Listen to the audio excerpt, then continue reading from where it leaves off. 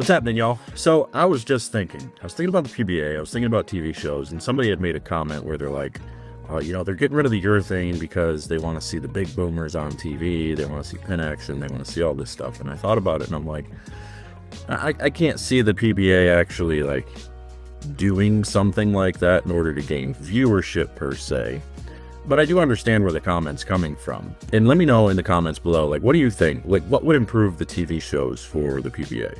Like, I've thought about it quite a bit, and I do think strikes actually appeal. People want to see a lot of strikes thrown on TV.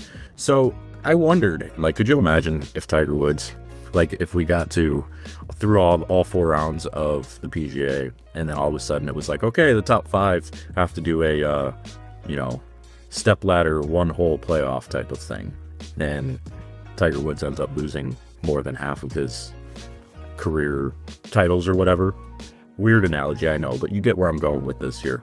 So I think what would be cool and good for TV would be like 2 separate prize funds. There'd be a TV prize fund and then the actual event prize fund.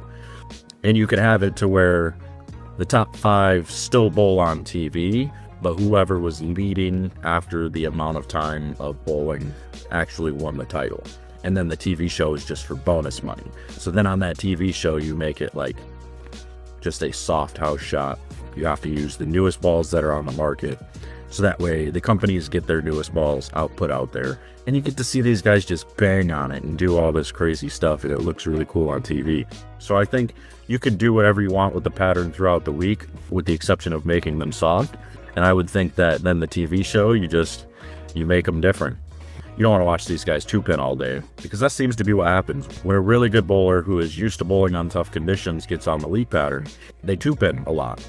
Because when they miss left, and I talked about this before too, their foul line adjustments are just they're so defined. They're so good at missing left and kind of fanning it at the bottom and just missing it just a little bit to make the ball go a little bit further down lane to keep it on line and still hit the pocket. Whereas when they miss right on a tough condition, you tend to kind of grab it a little bit more, catch it a little bit more to try to make the corner, because you know your body well enough to know it's just out of position at that very last split second, and you make that adjustment. And when you do that on a lead pattern, when there's a ton of oil in the middle and there's a bunch of dry to the right, the guys fan it at the bottom when they miss left, and all of a sudden it makes it float in that oil longer, and you're 2-pinning and your ball's not making the corner. But either way, like, I think that would be really cool.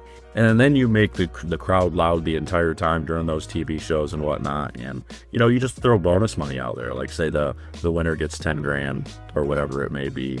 But anyway, what do you guys think? What do you guys think about the idea of doing 2 separate shows or 2 separate events? Like making it where the PBA Tour title is through all qualifying and match play. Whoever's on top at that time wins. And then having a separate TV show for just bonus money. What do y'all think? But I'm going to get out of here. But yeah, I appreciate y'all. Let me know what you think of all this, and I'll talk to you guys later.